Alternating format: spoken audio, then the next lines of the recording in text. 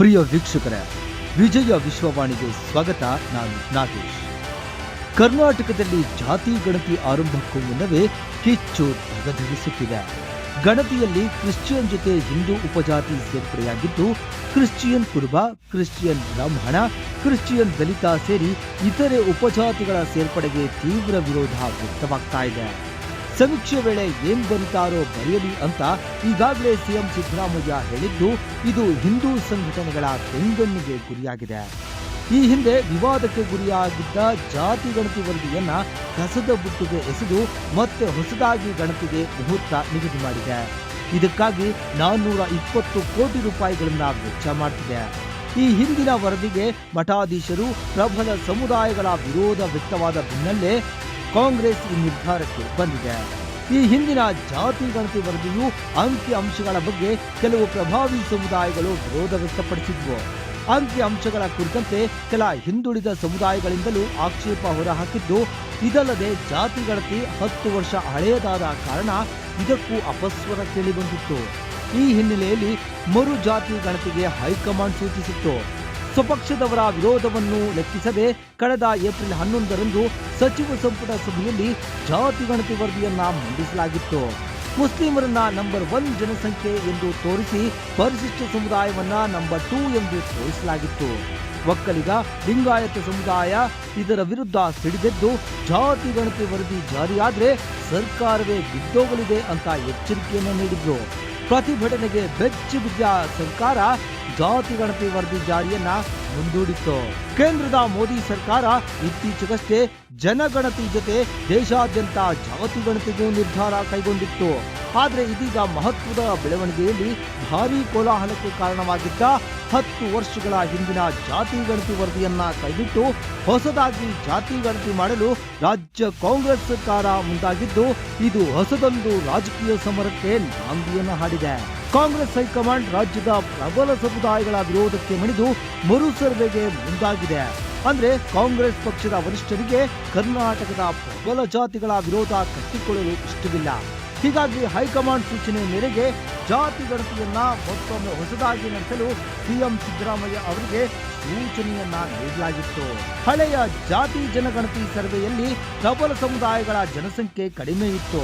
ಇದು ರಾಜ್ಯದ ಪ್ರಬಲ ಸಮುದಾಯಗಳಾದ ಲಿಂಗಾಯತ, ಒಕ್ಕಲಿಗ ಸಮುದಾಯಗಳ ಆಕ್ರೋಶಕ್ಕೆ ಗುರಿಯಾಗಿತ್ತು. ಈ 2 ಸಮುದಾಯಗಳ ಅಸಮಾಧಾನ ತಣಿಸಲು ಇದೀಗ ಹೊಸ ಸರ್ವೆ ಮಾಡಲಾಗ್ತಾ ಇದೆ. ಇನ್ನು ಮುಂದೆ ಸ್ಥಳೀಯ, ತಾಲೂಕು ಹಾಗೂ ಜಿಲ್ಲಾ ಪಂಚಾಯಿತಿ ಚುನಾವಣೆಯಲ್ಲಿ ಪಕ್ಷಕ್ಕೆ ಹೊಡೆತ ಬೀಳುವ ಸಾಧ್ಯತೆ ಭಯದಿಂದ ಹೈಕಮಾಂಡ್ ಹಳೆ ಜಾತಿ ಗಣತಿ ವರದಿಗೆ ಬ್ರೇಕ್ ಹಾಕಿದೆ. ಸಿಎಂ ಸಿದ್ದರಾಮಯ್ಯನವರು ಹಳೆಯ ಜಾತಿ ಗಣತಿಯನ್ನೇ ಯಥಾವತ್ತಾಗಿ ಶತಾಯಗತಾಯ ಜಾರಿಗೊಳಿಸಲು ಮುಂದಾಗಿದ್ರು. ಡಿಕೆ ಶಿವಕುಮಾರ್, ಶಾಮನೂರು ಶಿವಶಂಕರಪ್ಪ ಸೇರಿದಂತೆ ಸ್ವಪಕ್ಷದ ಘಟಾನುಘಟಿ ನಾಯಕರು ಒಕ್ಕಲಿಗ, ವೀರಶೈವ, ಲಿಂಗಾಯತ ಸಮುದಾಯಗಳ ವಿರೋಧದ ನಡುವೆಯೂ ಸಿದ್ದರಾಮಯ್ಯ 10 ವರ್ಷಗಳ ಹಿಂದಿನ ಜಾತಿ ಗಣತಿ ವರದಿಯನ್ನೇ ಜಾರಿಗೆ ತರಲು ಕಸರತ್ತನ್ನು ನಡೆಸಿದ್ರು. ಆದರೆ ಇದೀಗ ಸಿಎಂಗೆ ಬ್ರೇಕ್ ಹಾಕಲಾಗಿದ್ದು, ಹೈಕಮಾಂಡ್ ಮಟ್ಟದಲ್ಲಿ ಸಿಎಂ ಸಿದ್ದರಾಮಯ್ಯಗೆ ಒಂದು ರೀತಿ ಹಿನ್ನಡೆಯಾದಂತಾಗಿತ್ತು. ಇನ್ನು ಡಿಕೆ ಶಿವಕುಮಾರ್, ಎಂಬಿ ಪಾಟೀಲ್, ಶಾಮನೂರು ಶಿವಶಂಕರಪ್ಪ ಸೇರಿ ಒಕ್ಕಲಿಗ, ಲಿಂಗಾಯತ ನಾಯಕರ ಒತ್ತಡಕ್ಕೆ ಜಯ ಸಿಕ್ಕಿತ್ತು. ಜಾತಿ ಗಣತಿಗೆ ವಿರೋಧ ವ್ಯಕ್ತಪಡಿಸಿ ಬರೆದ ಪತ್ರಕ್ಕೆ ಡಿಸಿಎಂ ಡಿಕೆ ಶಿವಕುಮಾರ್ ಸಹಿ ಹಾಕಿದ್ರು. ವೀರಶೈವ ಲಿಂಗಾಯತ ಮಹಾಸಭಾದಿಂದ ಮೊದಲಿನಿಂದಲೂ ಹಳೆ ಸರ್ವೆಗೆ ವಿರೋಧ ಇತ್ತು. ರಾಜ್ಯ ಒಕ್ಕಲಿಗರ ಸಂಘ ಕೂಡ ಹಳೆ ಸರ್ವೆಯನ್ನ ತೀವ್ರವಾಗಿ ವಿರೋಧಿಸಿತ್ತು. ಈಗ ಈ ಪ್ರಬಲ ಸಮುದಾಯಗಳ ಒತ್ತಡಕ್ಕೆ ಕಾಂಗ್ರೆಸ್ ಹೈಕಮಾಂಡ್ ಮಣಿದಿದೆ. ಈಗಾಗಲೇ ಹಳೆಯ ಜಾತಿ ಗಣತಿಗೆ 100 ಕೋಟಿ ರೂಪಾಯಿ ವೆಚ್ಚವಾಗಿದೆ. ಇದೀಗ ಮತ್ತೆ ವೆಚ್ಚ ಮಾಡಬೇಕಾದ ಅನಿವಾರ್ಯತೆ ಇದೆ. ಇದು ಜನರ ತೆರಿಗೆ ಹಣ ಪೋಲಲ್ಲದೆ ಮತ್ತೇನು? ಯಾರದ್ದೋ ದುಡ್ಡು ಯಲ್ಲಮ್ಮನ ಜಾತ್ರೆ ನಡೆಸುತ್ತಿದೆ ಸಿದ್ದು ಸರ್ಕಾರ. ಇದೀಗ ನಡೆಯುವ ಜಾತಿ ಗಣತಿಯನ್ನ ಒಪ್ಪುತ್ತಾರೋ ಇಲ್ಲವೋ ಗೊತ್ತಿಲ್ಲ. ಇದನ್ನು ಒಪ್ಪದಿದ್ದರೆ ಮತ್ತೊಂದು ಬಾರಿ ಗಣತಿ. ಯಾರಪ್ಪನ ಮನೆ ದುಡ್ಡು? ಪ್ರಬಲ ಜಾತಿಗಳ ಓಲೈಕೆಗೆ ಹಿಂದುಳಿದವರು, ಪರಿಶಿಷ್ಟರು, ಅತಿ ಹಿಂದುಳಿದವರ ಜಾತಿಗಳಿಗೆ ಅನ್ಯಾಯ ಮಾಡಲು ಸಿದ್ದು ಸರ್ಕಾರ ಹೊರಟಂತಿದೆ. ಏತನ್ಮಧ್ಯೆ ಕೇಂದ್ರ ಸರ್ಕಾರವು ಜಾತಿ ಮತ್ತು ಜನಗಣತಿಗೆ ಮುಂದಾಗಿದೆ. 2 ಹಂತಗಳಲ್ಲಿ ಗಣತಿ ನಡೆಯಲಿದೆ ಎಂದು ಕೇಂದ್ರ ಸರ್ಕಾರ ಪ್ರಕಟಿಸಿದೆ. ಮೊದಲ ಹಂತದಲ್ಲಿ ಜಮ್ಮು ಮತ್ತು ಕಾಶ್ಮೀರ, ಉತ್ತರಾಖಂಡದಂತಹ ಗುಡ್ಡಗಾಡು ಪ್ರದೇಶಗಳಲ್ಲಿ ಜನಗಣತಿ ನಡೆಯಲಿದೆ. ಇದು 2026ರ ಅಕ್ಟೋಬರ್ 1ರ ವೇಳೆಗೆ ಪೂರ್ಣಗೊಳ್ಳಲಿದೆ.